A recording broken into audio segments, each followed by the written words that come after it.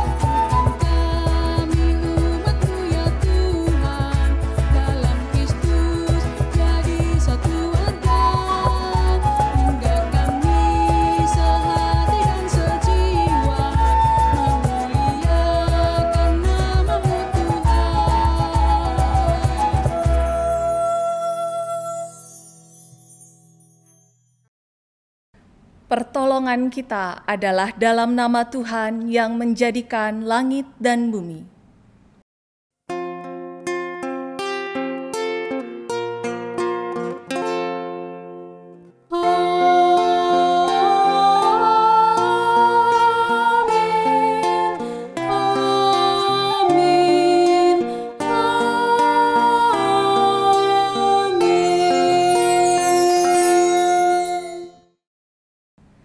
Kasih karunia dan damai sejahtera dari Allah Bapa kita dan dari Tuhan Yesus Kristus menyertai saudara sekalian. Bapak Ibu Saudaraku yang terkasih dalam Kristus Yesus, tema kita pada hari ini adalah mengelola kekuasaan.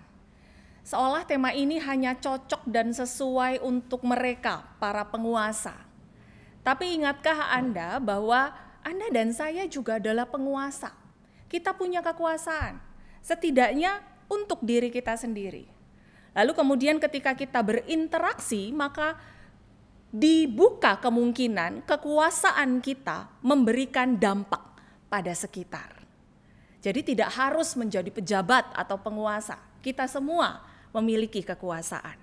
Nah, pada hari ini ibadah kita menolong kita untuk mengerti bagaimana caranya mengelola kekuasaan berdasarkan perspektif Alkitab. Biarlah semua kita yang dipercayakan kekuasaan boleh mempertanggungjawabkan kekuasaan tersebut kepada Dia yang Maha Kuasa.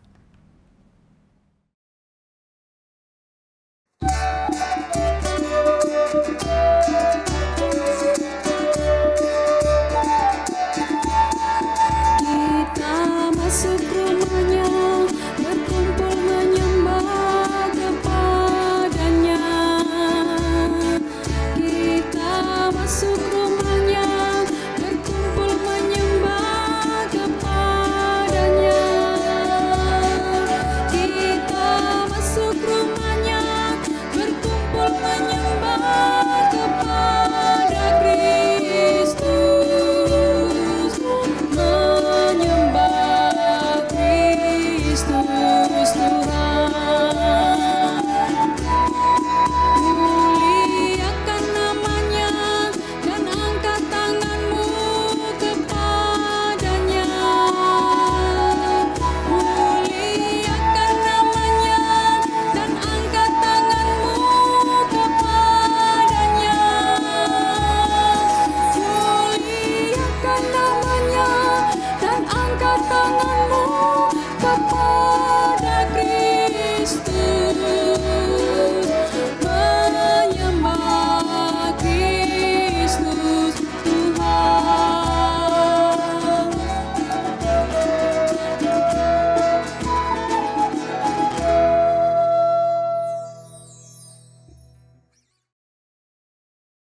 Saudaraku yang terkasih, mari kita merendahkan diri di hadapan Tuhan, mari kita mengaku dosa kita di dalam doa. Bapa di dalam surga, segala kuasa di tangan-Mu Tuhan. Namun ampuni kami ketika kami seringkali luput menyadari bahwa Engkaulah yang berkuasa. Sehingga ketika kami merasa ada kuasa yang dipercayakan kepada kami tidak mengelolanya dengan baik. Kami justru kerap kali menggunakan kekuasaan kami untuk menjatuhkan orang lain. Kami menyalahgunakan kekuasaan yang dipercayakan kepada kami bagi diri kami sendiri, bagi alam sekitar kami maupun kepada sesama kami. Ampuni kami Tuhan kalau kami semena-mena menggunakan kekuasaan yang Tuhan percayakan. Biarlah Bapa di dalam ibadah kami hari ini, hati kami, pikiran kami, perasaan dan tindak tanduk kami diperbaharui sehingga kami menjadi orang-orang yang semakin bertanggung jawab di dalam mengelola kekuasaan yang Tuhan percayakan. Terima kasih Tuhan, di dalam nama Tuhan Yesus kami mengaku dosa kami. Amin.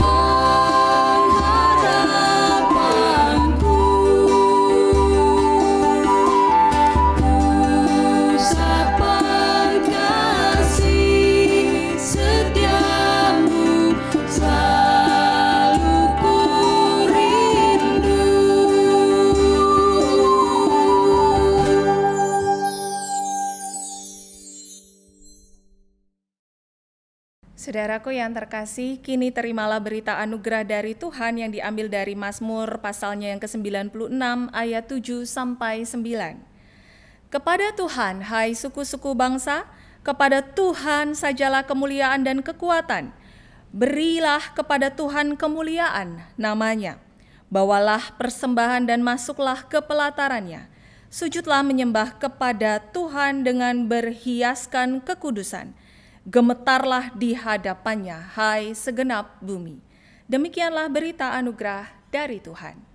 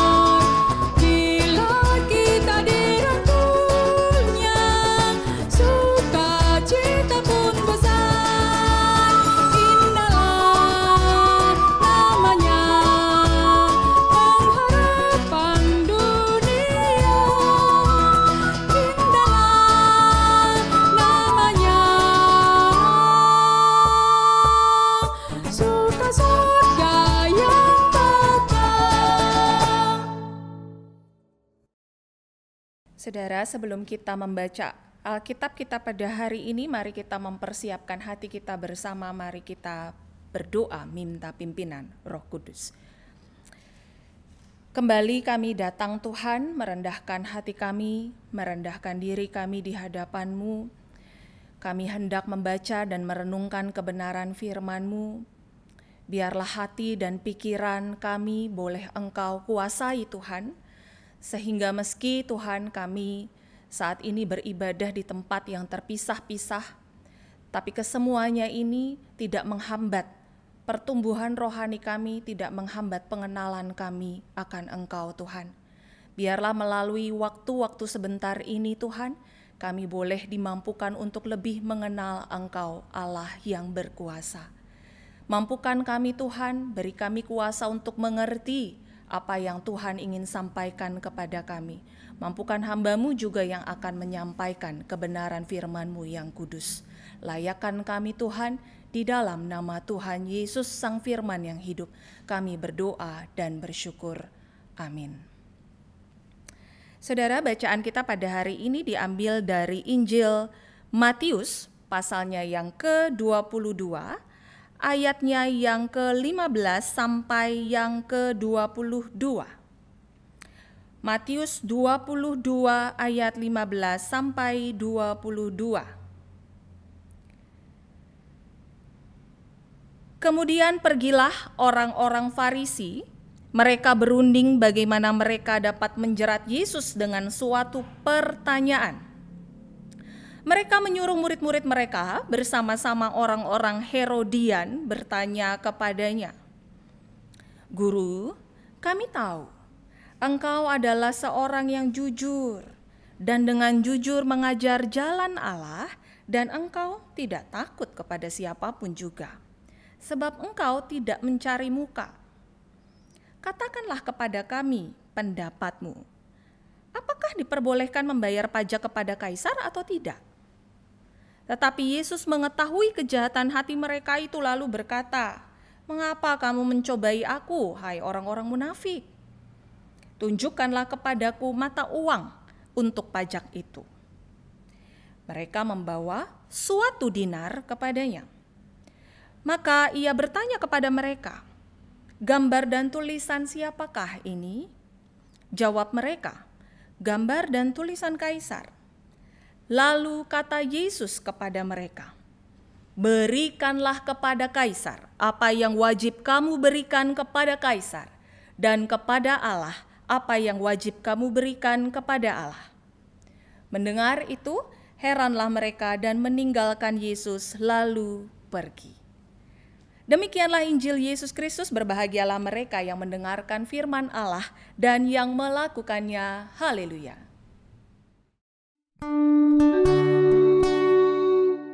Haleluya, haleluya, haleluya.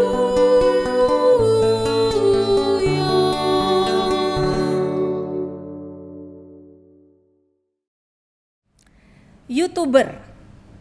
Saudara, kalau anak-anak sekarang ditanya cita-citanya mau jadi apa, tidak sedikit dari mereka yang menjawab mau jadi YouTuber. Kalau zaman saya kecil dulu ya ditanya mau jadi apa, pilihannya cuman pendeta, guru, dokter, pilot, insinyur, ya nggak ada yang mau jadi YouTuber, lo nggak tahu YouTuber itu apa. Tapi sekarang tidak sedikit saudara anak-anak yang mencita-citakan YouTuber sebagai profesi utamanya, sama seperti profesi lainnya. YouTuber itu saudara orang-orang yang punya akun YouTube, dia mengupload gitu ya, mengunggah konten-konten kreatif edukatif ke YouTube ya. Dan kemudian kalau misalkan dia juga eksis di sosial media lainnya seperti Instagram, TikTok, Twitter dan lain-lainnya, ada namanya saudara. Orang tersebut biasanya disebut sebagai influencer. Berasal dari kata influence yang artinya mempengaruhi. Jadi orang tersebut bisa dikatakan punya pengaruh yang cukup besar. Sekalipun dia memang bukan artis dan dia juga bukan pejabat pemerintahan, tapi dia punya pengaruh yang besar di sosial media. Nah saudara, tahukah Anda bahwa di zaman Yesus hidup ada juga influencer? Orang Farisi. Ya. Mengapa saudara? Karena orang Farisi punya pengaruh yang cukup besar. Begini, orang Farisi itu adalah orang-orang yang memagari hukum lisannya Yahudi. Dan orang-orang awam Yahudi lainnya tidak mempunyai akses kepada hukum lisan tersebut. Kalau kita sekarang bisa baca Alkitab bahkan pakai gadget kita ya, mulai dari bahasa Indonesia, bahasa Ibrani sampai Yunani itu kita bisa langsung buka sendiri. Orang Yahudi pada zaman itu tidak bisa. Mereka itu harus follow orang Farisi supaya tahu hukum lisannya Yahudi itu seperti apa. Jadi audiensnya orang Farisi itu sangat-sangat banyak. Ya, kalau orang Farisi punya YouTube, subscribernya banyak. Gitu ya. Nah, saudara, orang Farisi ini influencer yang cukup ternama, terkenal pada zaman itu, tiba-tiba muncullah influencer lain yang pandangannya seringkali bentrok dengan orang Farisi. Yang pandangannya sering-sering nggak matching, nggak sama dengan orang Farisi. Dialah Yesus. Maka orang Farisi pada saat itu punya akal, punya ide untuk menjerat Yesus. Gimana caranya? Orang Farisi invite, ya kalau orang Farisi punya grup WhatsApp, di-invite orang-orang Herodian masuk ke dalam untuk mengatur strategi menjatuhkan Yesus. Nah, orang Herodian ini siapa? Jadi saudara, waktu zaman awal-awal Masehi, ada kelompok elit Yahudi, ya, hanya beberapa saja, 5 yang terbesar. Yang pertama adalah orang Farisi. Mereka lah orang-orang yang memagari hukum lisan Yahudi, ya. Lalu yang kedua adalah orang-orang Saduki, orang-orang yang memagari hukum tulisan Yahudi. Yang ketiga adalah orang-orang Eseni. Nah, ini orang-orang yang suka doa, puasa, tapi di sana-sana, di padang gurun, di goa-goa. Nah, itu orang Eseni, saudara. Yang keempat adalah orang Zelot. Orang Zelot itu adalah orang-orang yang ultranasionalis, fanatik sekali dengan keyahudian mereka. Sementara mereka kan ada di dalam pemerintahan Romawi. Jadi mereka kerap kali memberontak terhadap aturan-aturan pemerintah. Mereka adalah pemberontak-pemberontak di zaman tersebut. Dan yang terakhir adalah Herodian. Seperti namanya Herodian, mereka adalah orang-orang yang mendukung Herodes. Kok bisa orang Israel mendukung Herodes? Iya. Karena bait Allah di zaman awal Masehi itu boleh jadi cantik, indah, gara-gara Herodes Agung. Herodes Agunglah yang mempercantik bait Allah pada saat itu. Sehingga orang-orang Herodian ini punya rasa seperti berterima kasih sekali kepada Herodes dan mengikuti apapun yang jadi keinginannya Herodes. Lihat saudara, Herodian dan orang Farisi jelas nggak sesuai, nggak matching gitu ya, nggak kompak. Karena kalau misalkan orang Farisi lebih condong kepada tradisi Yahudi, orang Herodian condong kepada pemerintahan Romawi. Tapi mereka yang kontra ini bisa bersatu padu, berkolaborasi untuk menjatuhkan Yesus. Gimana caranya? Mereka datang kepada Yesus dengan kata-kata manis, ya. Kalau tadi kita baca bersama-sama, ngomongnya begini, "Guru, engkau kan orang jujur, pasti berkata jujur, gak takut sama siapapun, gak cari muka." Manis saudara ya. Dari bagian ini saja kita sudah mengerti ya, orang yang punya pengaruh atau punya kuasa itu kerap kali menghadapi tantangan dan penipuan. Semakin besar kuasa yang dimiliki, semakin besar tantangan yang dihadapi, bahkan semakin besar kemungkinan dia ditipu. Manis sekali mereka datang, tapi maksudnya tidak manis. Dan Yesus tidak tertipu. Di ayat 18 Yesus langsung ngomong, "Lu ngapain sih kalian ini orang-orang munafik?" gitu ya. Yesus tidak tertipu. Nah, mereka ngapain? Mereka mengajukan pertanyaan. Kalau kita baca pertanyaannya mengenai pajak ya. Kok gampang pertanyaannya gitu ya. Mungkin bagi kita pikir itu gampang gitu ya pertanyaannya. Ya pajak ya bayarlah. Tidak begitu saudara di zaman tersebut. Karena pajak yang dikenakan oleh orang Romawi kepada orang Yahudi pada saat itu, katakanlah membuat orang Yahudi semakin tertindas. Membuat orang Yahudi semakin melarat dan menderita. Jadi orang Farisi yang emang lebih suka dengan tradisi Yahudi, tidak pro sama Romawi, tidak suka dengan yang namanya bayar pajak. Herodian setuju banget untuk bayar pajak. Nah, orang Herodian ini kalau mungkin saudara ada yang bertanya, kenapa sih orang Herodian kok mau gitu ya menjatuhkan Yesus? Ada beberapa penafsir yang menduga bahwa orang Herodian ini bisa saja berpikir bahwa kalau orang-orang Farisi nggak suka sama Yesus, nanti akan ada kerusuhan. Karena orang Farisi ini cukup terpandang ya di tengah masyarakat. Ada kerusuhan dan kalau misalkan kerusuhan ini besar, maka Kaisar Romawi pada saat itu bisa melengsarkan Herodes menjabat. Dan orang Herodian tidak suka, udahlah kita damai-damai, akur-akur, tenang-tenang aja di sini. Gak usah pakai ada keributan, makanya mereka mau menjatuhkan Yesus. Tapi orang Herodian itu mendukung pajak, orang Farisi tidak mendukung pajak. Jadi kalau misalkan Yesus jawab, iya dukung pajak gitu ya, harus bayar pajak. Orang Herodian tepuk tangan, tapi orang Farisi sakit hati, menggeliat di dalam diri gitu ya. Tapi kalau dibilang tidak, orang Farisi yang senang, orang Herodian gak suka. Bisa digiring Yesus langsung masuk ke dalam penjara. Ya.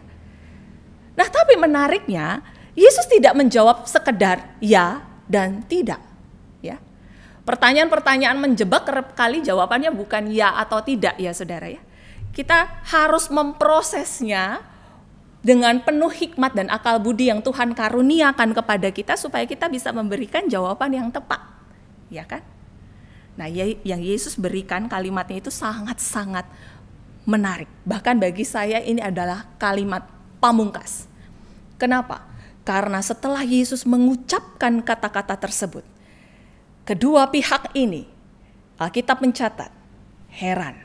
Bahasa Inggrisnya marvel atau shock gitu ya, dan mundur teratur. Kalau main catur Yesus langsung skakmat. Apa yang Yesus ucapkan? Mana uang koin yang untuk bayar pajak? Ini. Lihat ada gambar siapa dan tulisan siapa? Gambar dan tulisan Kaisar. Berikanlah kepada Kaisar apa yang wajib diberikan kepada Kaisar. Dan berikanlah kepada Allah apa yang wajib diberikan kepada Allah. Wah, luar biasa saudara. Semua diam, mundur teratur. Sebenarnya dari bagian ini ya, kita boleh belajar mengenai mengelola kekuasaan. Yesus pada saat itu punya kekuasaan. Dan bagian yang kita bisa pelajari dari bagian ini, pertama adalah Yesus boleh mencukupkan dirinya dengan informasi yang diperlukan. Tentu Yesus tahu aturan pajak sebelum mereka datang. Yesus tahu bahwa di uang tersebut ada gambar kaisar dan ada tulisan kaisar. Ngomong-ngomong ada uang baru ya, 75.000 saya aja belum lihat, saya nggak tahu gambarnya apa, tulisannya apa begitu ya. Tapi Yesus tahu persis. Orang yang punya kuasa akan memperlengkapi diri dengan informasi yang cukup. Orang yang berkuasa akan melakukan pembelajaran terus-menerus. Seperti yang mantan Presiden Amerika Serikat John F. Kennedy pernah katakan, leadership and learning are indispensable to each other. Kepemimpinan dan pembelajaran adalah saling memerlukan satu dengan yang lainnya. Maka kita harus belajar mencukupkan diri dengan segala informasi yang diperlukan, bukan? Dalam masa-masa sekarang ini, saudara, tentu sulit ya bagi kita, entah itu pemimpin perusahaan, pemimpin sekolah, pemimpin kampus, pemimpin keluarga untuk mengambil keputusan. Apa WFH, apa WFO ya. Bahkan ibu rumah tangga yang memimpin keluarganya bersama dengan suaminya bingung mau belanja di mana ya, di toko A apa di toko B, jalan-jalan apa enggak, ya kan?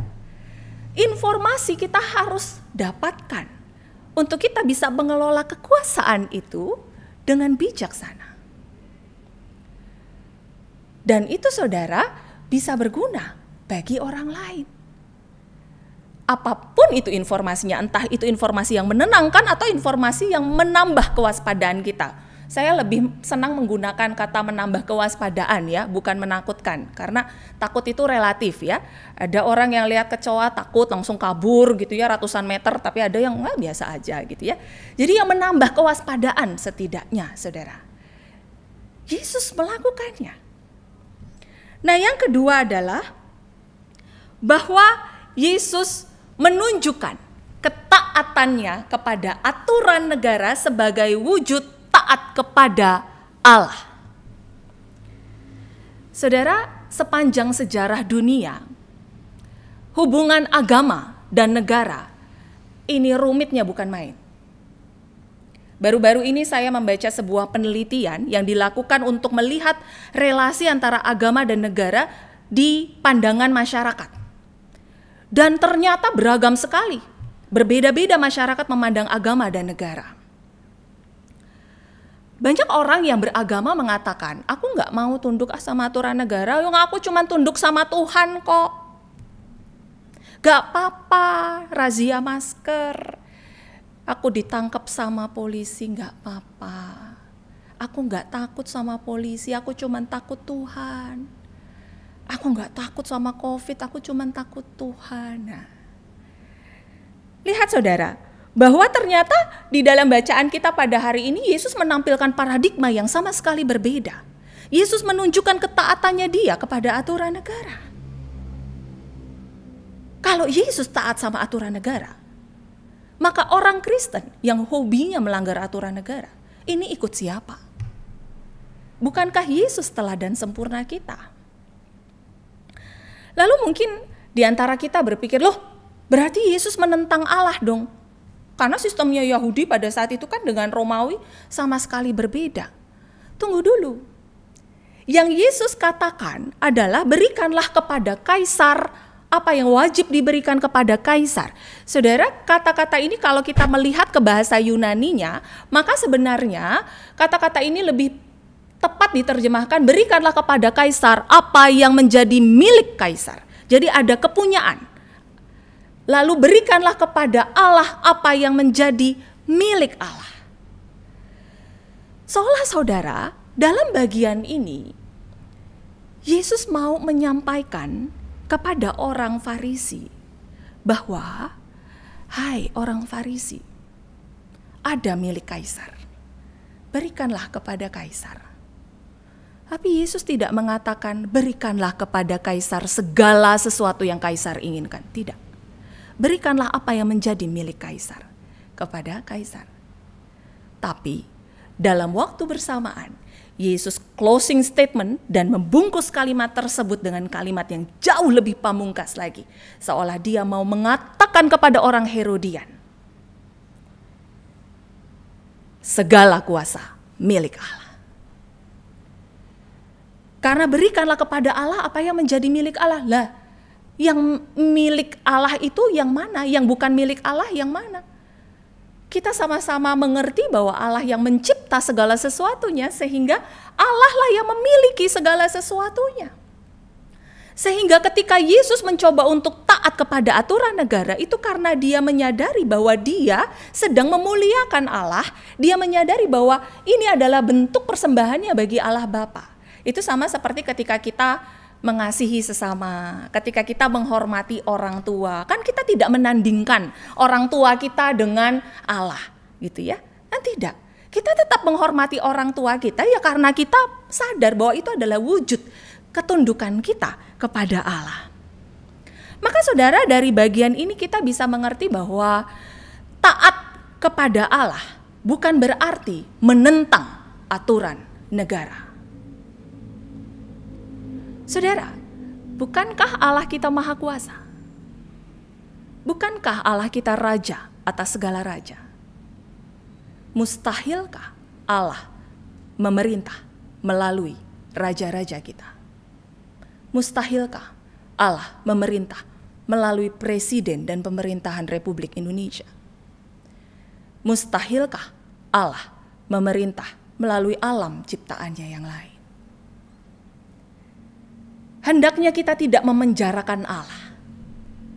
Kalau sampai kita berpikir bahwa Allah harus sesuai dengan apa yang kita pikirkan, Allah harus sesuai dengan ide kita, Allah harus sesuai dengan konsep kita, maka jangan-jangan kita tidak sedang taat kepada Allah, tapi kita sedang meminta Allah taat kepada kita. Itu bagian yang kedua, saudara. Bagian yang ketiga adalah kita belajar dari bagian ini bahwa ada penguasa-penguasa, ya, seperti orang Farisi dan Herodian yang menggunakan kekuasaannya untuk berkonspirasi, menyingkirkan, menjatuhkan yang lainnya. Dalam hal ini adalah Yesus. Memang saudara ya, manusia ketika memiliki kuasa yang cukup besar, terbuka kemungkinan untuk memiliki keinginan menjatuhkan orang lain yang dianggap saingan. Ya. Misalkan perusahaan A, pemimpinnya menyadari bahwa perusahaan B saingannya. Lalu kemudian mencoba untuk menjatuhkan perusahaan B. Tapi saudara, dari bacaan ini, dan kalau kita melakukan penelusuran Injil secara menyeluruh, maka kita tidak akan menemukan sekalipun Yesus berkonspirasi, menjatuhkan, menyingkirkan orang lain. Tidak pernah. Dia punya kuasa, tapi dia tidak berkonspirasi, menjatuhkan dan menyingkirkan orang lain. Lalu apa yang Yesus kerjakan pada orang Farisi? Dia hanya bersikap kritis dan memberikan nasihat. Tapi tidak pernah Yesus ngajakin murid-muridnya, ayo Petrus besok kita rencana ya menjatuhkan orang Farisi ya. Itu gak pernah. Saudara, marilah kita menyadari bahwa Anda dan saya yang juga adalah penguasa, setidaknya ketika kita berinteraksi dengan 2 kata, 3 kata, ingatlah bahwa kata-kata kita juga punya kuasa kepada orang lain. Entah itu kata-kata yang terucap lisan atau kata-kata yang kita ketikkan lewat handphone kita. Meski cuman 2 kata gitu ya. Kok kamu tembeman? Itu. Bagi beberapa orang itu musibah, saudara ya. Diomongin kayak begitu. Batuk, COVID ya? Wah, cuman 3 kata, batuk, COVID ya? Tapi itu bisa menjatuhkan, saudara. Walaupun kita bukan pejabat, ya, tapi itu bisa menjatuhkan. Punya kuasa untuk menjatuhkan. Saudara, masa sulit sekarang ini sudah terlalu banyak yang jatuh secara mental dan fisik. Biarlah kita tidak menggunakan kekuasaan kita justru semakin untuk menjatuhkan orang lain. Tapi biarlah kita mengelola kekuasaan yang Tuhan percayakan kepada kita untuk bisa mengangkat orang lain. Mana lebih besar kuasa yang dibutuhkan ketika mengangkat atau menjatuhkan. Mengangkat. Maka orang yang mengangkat orang lain punya kuasa lebih besar sebenarnya. Mari saudara, kita mencoba untuk melakukan apa yang kita bisa lakukan, meskipun itu sangat sederhana, untuk mengangkat orang lain dan bukan menjatuhkan orang lain. Kiranya itu boleh menjadi respon kita bersama-sama dalam mengelola kekuasaan yang dipercayakan oleh Dia yang empunya segala kuasa. Tuhan memberkati kita semua. Amin.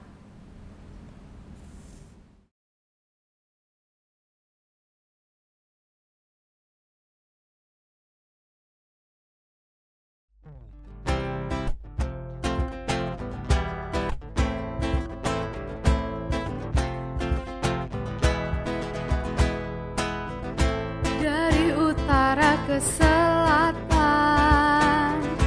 terdengar pujian bagi Allah.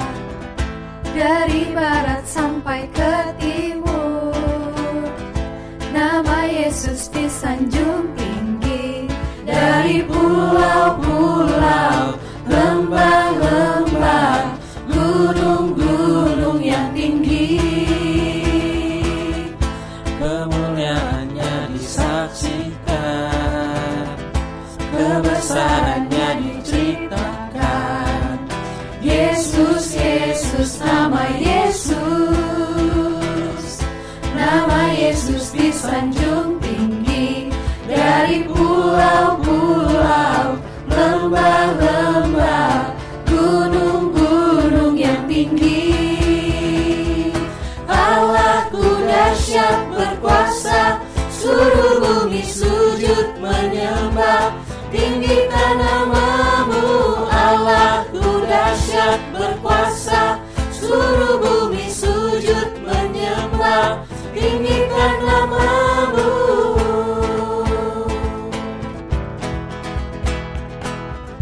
Kemuliaannya disaksikan, kebesarannya diceritakan.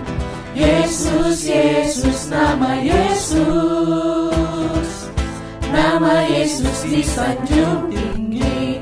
Dari pulau-pulau, lembah-lembah, gunung-gunung yang tinggi, Allahku dahsyat berkuasa, seluruh bumi sujud menyembah. Tinggikan namamu, Allahku dahsyat berkuasa, seluruh bumi sujud menyembah. Tinggikan namamu, Allahku dahsyat berkuasa, seluruh bumi sujud menyembah.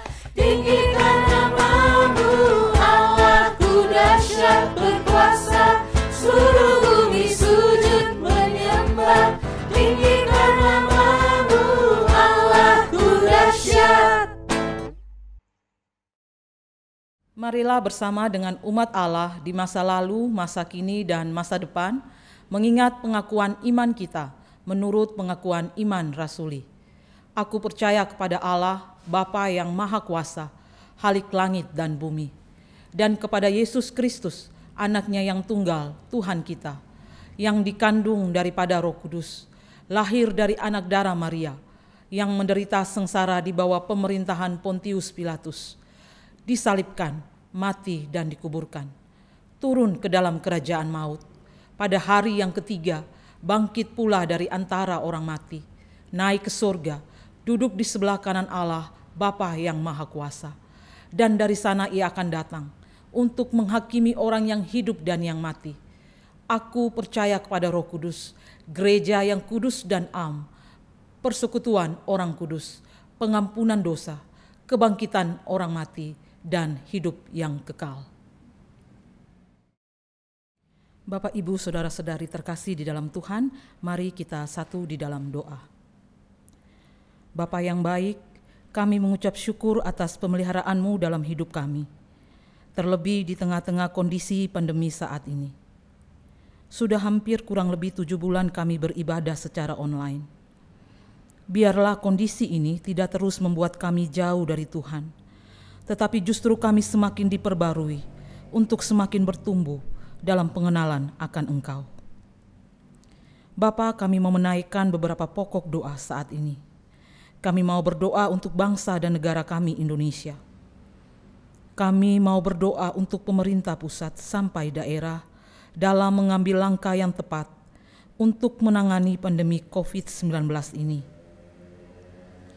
Untuk semua elemen yang terlibat di dalamnya, agar bersatu padu, penuh ketulusan dalam bersama-sama pemerintah menangani pandemi ini.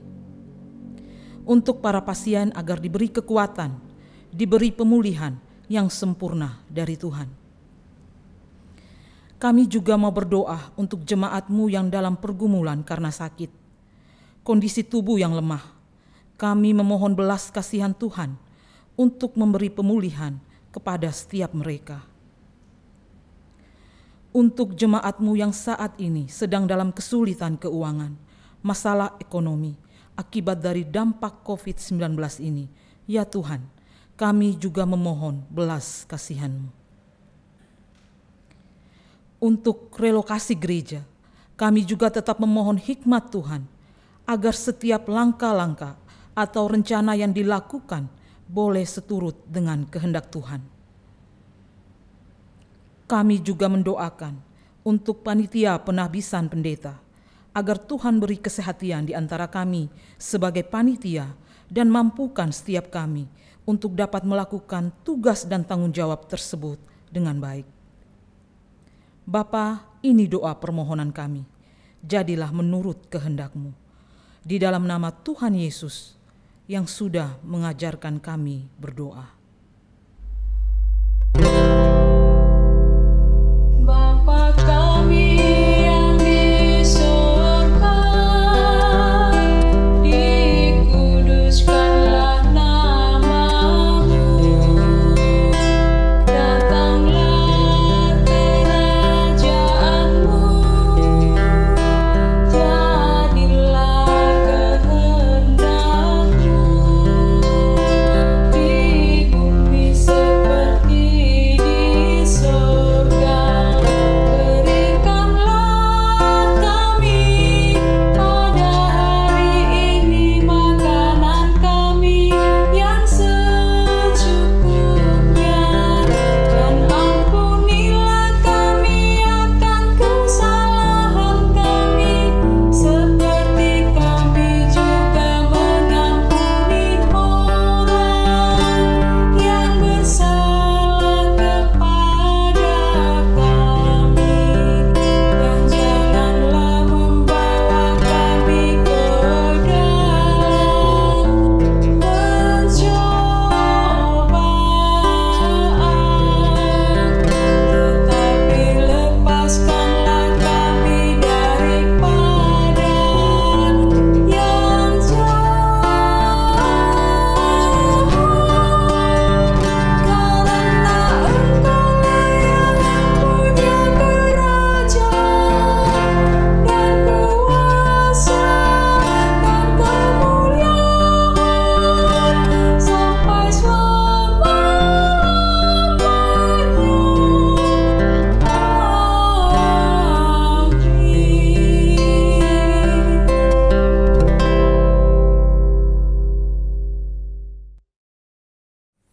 Marilah kita senantiasa mengucap syukur atas kebaikan dan pemeliharaan Tuhan kepada kita, seperti yang dinyatakan dalam 2 Korintus 8 ayat 12, sebab jika kamu rela untuk memberi, maka pemberianmu akan diterima, kalau pemberianmu itu berdasarkan apa yang ada padamu, bukan berdasarkan apa yang tidak ada padamu.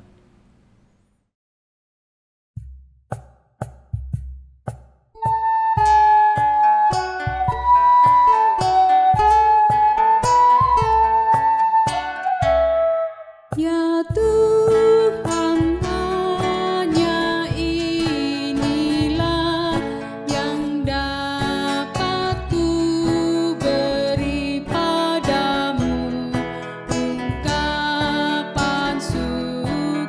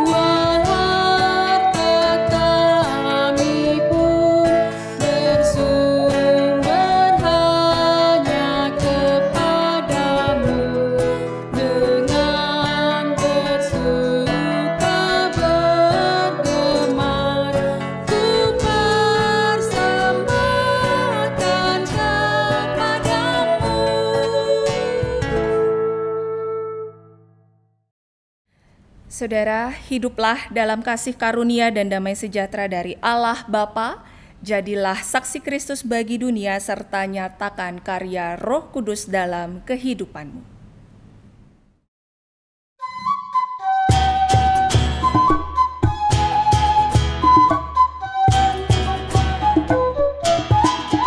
Tuhan mengutus kita ke dalam dunia, bawa pelita kepada yang gelap. Meski dihina serta dilanda duka, harus melayani dengan sepenuh. Dengan senang, marilah kita melayani umatnya. Dengan senang, berarti kita memuliakan namanya. Tuhan mengutus kita ke dalam dunia, bagi yang sakit dan tubuhnya lemah. Meski dihina serta dilanda duka, harus melayani dengan sepenuh. Dengan senang, marilah kita melayani umatnya. Dengan senang, berarti kita memuliakan namanya.